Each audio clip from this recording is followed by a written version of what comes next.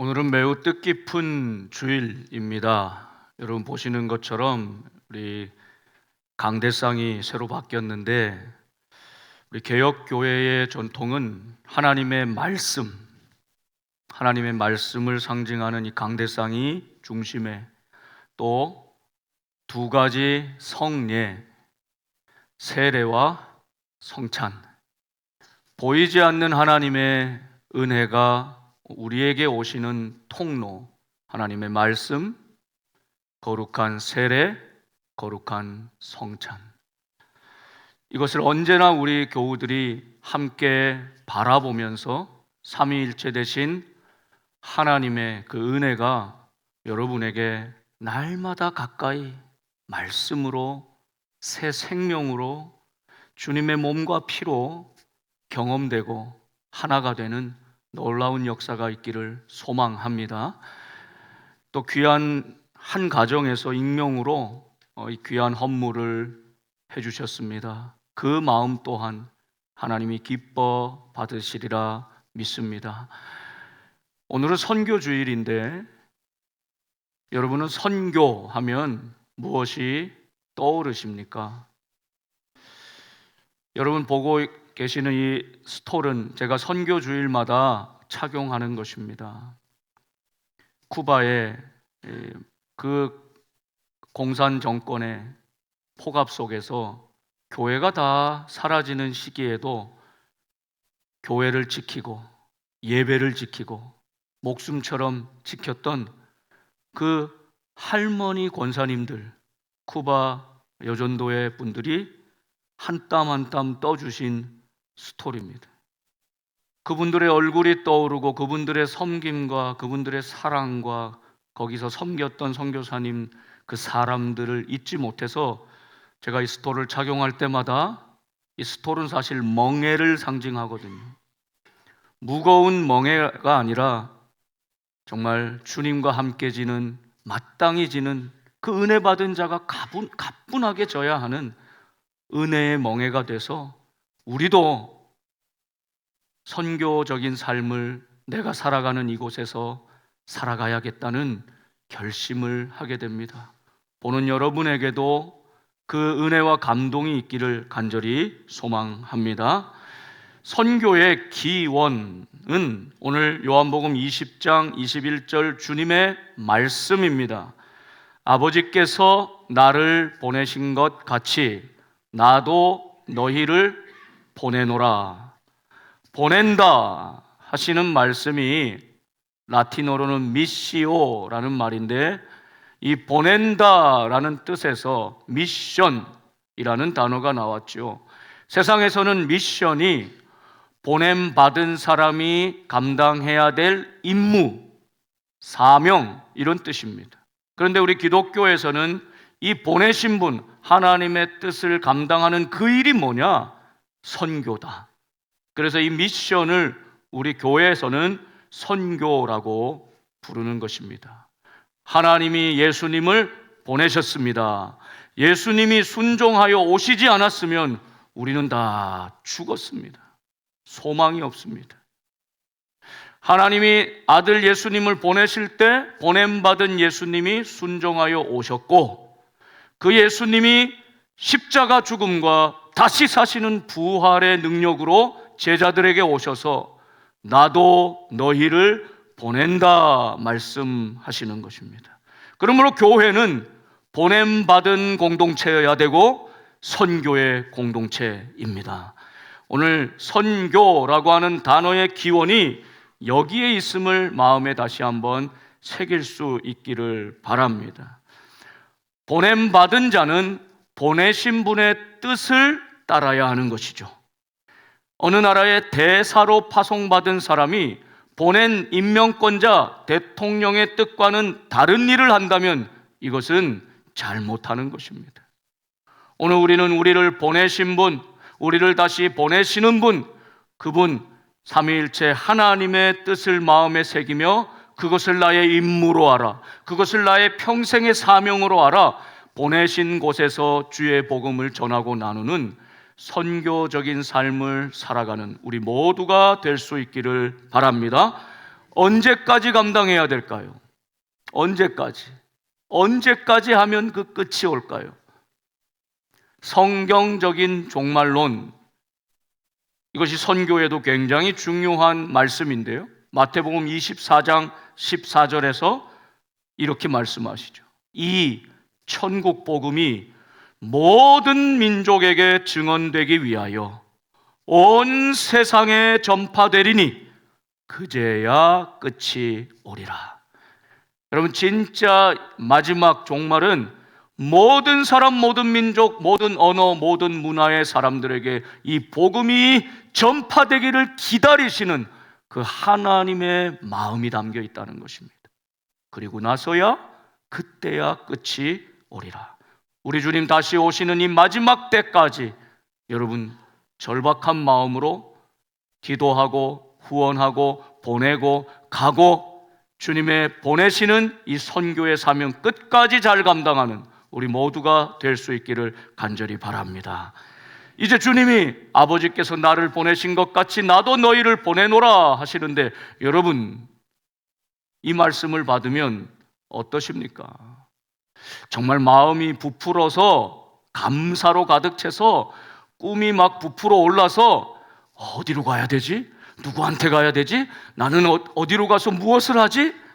그런 마음이 들기보다는 때로는 부담스럽고 굉장히 무거운, 엄숙한, 아니 나 같은 사람이 어디로 가서 지금 이런 모습으로 이 나이에 지금 내가 무엇을 할 수 있을까? 이런 마음이 더 먼저 드는 것이 보통 우리의 마음입니다. 주님이 그 마음을 너무나 잘 아셨습니다. 그런데 여러분, 오늘 이 말씀을 하시는 주님께서는 보내시기 전에 두 가지 약속을 해주십니다. 보내는 자에게 붙들어야 될 놀라운 능력, 무기를 허락해 주십니다. 그 첫 번째가 평강입니다. 오늘 19절 말씀을 보면 안식 후 첫날, 그날을 우리는 부활의 날 주일로 지키죠. 그날 새벽 주님은 부활하셨습니다. 그런데 저녁 때가 되었습니다. 예수님 부활하신 것을 아직 모르는 제자들이 유대인들에게 들키면 우리도 잡혀서 죽을까 봐 두려움 가운데 사로잡혀 있습니다. 그 두려움 가운데 모인 곳에 문을 완전히 걸어 잠그고 있습니다. 문을 꼭 닫아두고 있는 것입니다. 지금 이게 제자들의 모습이었습니다. 예수님이 십자가 지기 전에 해주셨던 하나님 나라의 복음, 사명 다 잊어버렸습니다. 두려워서, 슬픔에 가득하여 문을 닫고 숨어 있었습니다. 자, 그 제자들에게 주님이 오셔서 보자마자 나도 너희를 보내노라, 어서 가라, 왜 이러고 있느냐 말씀하시지 않고 두려워하는 제자들에게, 걱정과 염려로 가득 찬 제자들에게 주님은 평강이 있을지어다, 너희에게 평강이 있을지어다 말씀하십니다. 제자들의 마음에 평강이 먼저 있어야, 이 평강의 은혜가 강물처럼 흘러야 보내시는 곳에 나갈 수 있기 때문이죠. 주님은 이것을 너무나 잘 알고 계십니다. 오늘 지치고 공고한 우리에게, 두려움 가운데 문을 꼭 닫아두고 있는 우리에게, 불안하며 근심과 염려 가운데 있는 우리에게 주님은 먼저 평강을 선물로 주십니다. 주님은 또한 21절에 보면 또 말씀하십니다. 반복해서 말씀하시는 것, 그만큼 중요하다는 뜻이죠. 제자들에게 또 주님은 말씀하십니다. 너희에게 평강이 있을지어다. 반복하여 이 말씀으로 하나님 주시는 하늘의 평안, 세상이 빼앗을 수 없는 평안, 참된 평안을 너희가 먼저 마음 깊이 누려라 말씀해 주시는 것입니다. 여러분, 우리는 주님이 주시는 이 평강이 있을 때만 그 평안함으로, 담대함으로 문을 열고 세상으로 나갈 수 있습니다. 내 마음에 지금 근심과 염려와 걱정이 가득 넘치는데 선교합시다, 복음 전합시다, 나갑시다, 마음에 와닿지가 않는 것이죠. 지금 여러분, 예배드리는 여러분, 근심과 걱정 때문에 평강을 잃어버리고 마음이 복잡한 여러분, 그 문제에 몰두하느라 나도 너희를 보내노라 주님이 아무리 말씀하셔도 나갈 수 없는 것입니다. 개인도 그렇고요, 교회도 그렇습니다. 싸우는 교회는 선교할 수 없습니다. 여러분, 우리가 싸울 때는 그 문제가 전부처럼 느껴져요. 근데 그 싸우는 문제는 대부분 아주 지엽적이고 비본질적인 문제일 때가 많습니다. 그런 것 때문에 서로 다투고, 서로 다투면 그 문제가 크게 보이는데 마음에 평강이 없어요. 그런데 어떻게 나도 너희를 보내노라 하시는 주의 말씀 받아 선교할 수 있겠습니까?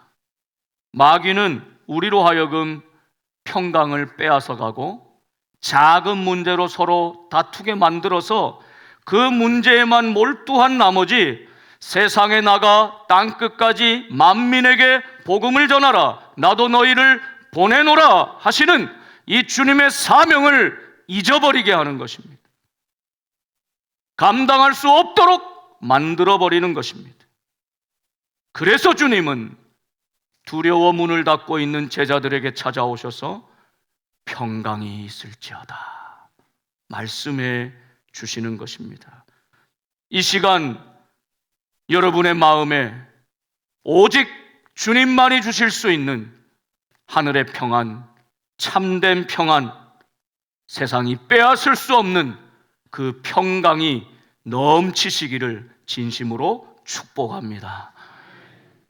여러분 마음에 평화가 넘칠 때, 평강이 넘칠 때 주님의 이 음성을 더 또렷이 들을 수 있습니다. 이제 나도 너희를 보내노라. 두 번째 주님이 주신 것, 보내실 때 주님이 주신 선물이 있습니다. 약속이 있습니다. 두 번째는 성령입니다. 22절 말씀을 보세요. 이 말씀을 하시고 나도 너희를 보내노라 말씀하시고 그냥 보내시지 않고 성령을 받으라 말씀하시죠. 그런데 그 앞에 아주 독특한 주님의 행동이 하나 있습니다. 숨을 내쉬며 그들을 향하여, 제자들을 향하여 숨을 내쉬더라. 여러분, 이 주님이 왜 이런 행동을 하시며 성령을 받으라 하셨을까요? 이 행동은 하나님이 태초에 인간을 만들 때 모습과 비슷합니다. 흙으로 사람을 빚으시죠. 너는 흙이니 흙으로 돌아갈지니라. 흙으로 사람을 하나님의 형상으로 만드시고 그 코에 생기를 불어넣으시죠. 하나님의 숨, 하나님의 호흡을 불어넣으십니다. 이 하나님의 숨결, 하나님의 호흡이 루아흐, 하나님의 성령을 말씀하는 것입니다. 그러니까 지금 창조주 하나님께서 죽었다가 다시 살리신 그 하나님의 창조의 능력으로 예수님은 다시 살아나셨죠? 그 부활하신 주님이 지금은 제자들을 향해서 두려움 가운데 떨면서 문을 닫고 아무것도 못한다고 패배의식 가운데 사로잡혀 있는, 죽음의 절망 가운데 여전히 사로잡혀 있는 그 제자들에게 숨을 내쉬는 겁니다. 창조의 하나님의 숨결을, 그 생기를 불어넣으시는 것입니다. 재창조해 주시는 것입니다. 여러분, 이 시간 성령께서 여러분의 영에 임하시기를 간절히 바랍니다. 하나님의 숨결이 가서 닿는 곳마다 앉아있던 자리에서 일어나게 되는 것입니다. 냉랭한 마음이 뜨거워지는 것입니다. 성령의 불로 다시 타오르는 것입니다. 엠마오로 가던 두 제자는 슬픔에 쌓여서 예수님 함께 가시는데도 알아보지 못했습니다. 그런데 나중에 눈이 뜨일 때, 예수님이 떡을 떼어 주실 때 그들의 눈이 밝아져 주님인 줄 알아보게 됩니다. 저분이 성경을 말씀해 주실 때 우리 마음이 뜨겁지 아니하더냐. 성령이 임하실 때, 권능이 임하시면 여러분 우리의 눈이 밝아져 주님을 보게 됩니다. 주님의 말씀을 듣게 됩니다. 마음이 뜨거워지는 것이죠. 엠마오 두 제자가 경험했던 것처럼 이 시간 우리 주님이 하늘 평안으로 여러분에게 함께 하시고, 여러분에게 지치고 곤고하고 나 죽겠어요, 나 피곤해요, 나는 더 이상 일어날 수 없어요, 내가 아무것도 할 수 없어요, 낭망하며 문을 꼭 닫고 있는 우리들에게 호흡을 불어넣어 주시며 살아라, 살아라, 일어나라, 일어나라, 이제 내가 너를 보낸다, 내가 너를 보낸다 하시는 그 사람에게 그곳에 가셔서 하나님의 사명, 하나님의 임무, 한 사람에게라도 복음을 전하는 삶 살아가는 우리 모두가 될 수 있기를 바랍니다. 이것이 선교주일에 우리에게 주시는 말씀입니다. 예, 우리는 후방에서 선교사님들 지원해야 되고 기도해야 되고 후원하고 함께 보내는 자의 사명을 감당해야 합니다. 여러분, 그러나 이제는 좀 달라져야 합니다. 언제까지 네가 가라, 당신이 가라 하겠습니까? 이제 주님은 우리에게 내가 가라고 말씀하십니다. 나도 너희를 보내노라. 보내시는 분의 뜻을 받아 보냄받은 자가 사도라는 뜻입니다. 보내심을 받은 자. 여러분, 우리는 이제 예수님의 제자가 되어서 세례를 베푸는 교회, 마음에 깊이 새기며 여러분 한 사람에게 가야 합니다. 세례를 받아야 할 사람에게 가야 합니다. 예수님의 사랑을 경험해야 될 사람에게 가야 합니다. 예수님이 너무나 필요한 그 한 사람에게 가야 합니다. 이제 우리 모두가 선교사임을 기억하면서 우리에게 평안을 주시고 우리에게 성령의 충만함을 주시며 나도 너희를 보내노라 하시는 그 주님의 말씀을 마음에 새기고, 나를 보내시는 그 사람이 누구인지, 나를 보내시는 그 자리 누구인지 그곳을 향해 나아가는 우리의 삶이 될 수 있기를 바랍니다. 오늘 말씀을 맺으면서 그림 하나를 떠오르게 됩니다. 창세기 49장 22절의 말씀입니다. 야곱이 12아들에게 축복할 때 요셉에게 축복하였던 기도이죠. 같이 한번 읽어보겠습니다. 시작. 요셉은 무성한 가지 곧 샘 곁에 무성한 가지라 그 가지가 담을 넘었도다. 아멘. 담을 넘은 무성하고 빽빽한 가지입니다. 좀 우리 복된 교회가 이런 교회가 될 수 있기를 꿈을 꾸고 그려봅니다. 이미도 무성한 가지이지만 더 빽빽하게 무성한 가지, 그 가지 끝에는 뭐가 있을까요? 열매가 있습니다. 열매는 그 나무 자체가, 그 열매를 품은 나무가 그 열매를 먹지 못하죠. 열매는 다른 사람을 위한 것입니다. 내 담장 안에 있는 내 가족뿐이 아니라 이제는 그 담장을 넘어서, 지역을 넘어서, 경계를 넘어서, 언어를 넘어서, 문화를 넘어서 그 풍성한 예수 생명의 열매, 복음 열매를 많은 이들에게 나누어 주라는 것입니다. 요셉에게 주었던 축복이 참 아름다운 축복 아닙니까? 그런데 여러분, 이렇게 풍성한 가지, 열매를 맺는 가지가 되기 위해서는 그 앞에 더 중요하지요. 요셉은 무성한 가지 곧 샘 곁에 무성한 가지라. 뿌리가 샘 곁에 심겨져 있었기 때문에, 요셉은 주님의 말씀의 샘 곁에 뿌리를 내렸기 때문에 무성한 가지를 맺을 수 있었다는 뜻입니다. 여러분, 주님은 우리에게 갑자기 열매 맺으라 하는 것이 아닙니다. 보내시는 분이 아닙니다. 평안을 주십니다. 성령의 충만함을 주십니다. 준비시켜 주십니다. 샘 곁에 무성한 가지가 되게 하십니다. 그러면 그 가지에 맺은 열매로 이제 담장 넘어 수많은 생명들을 먹이고 살리는 인생, 요셉처럼 애굽을 살리고 근동을 살리고 기근에 줄여가던 그 백성들을, 만민을 살린 것처럼 자신은 고생하였지만 결국은 그 열매로, 풍성한 열매로 사람들을 살린 것처럼 오늘 우리 복된 교회가 샘 곁에 무성한 가지가 되어 담장 너머로 그 뻗은 가지로 열매로 수많은 영혼들을 살려내는 생명의 근원지가 될 수 있기를 주님의 이름으로 축복합니다. 기도하겠습니다.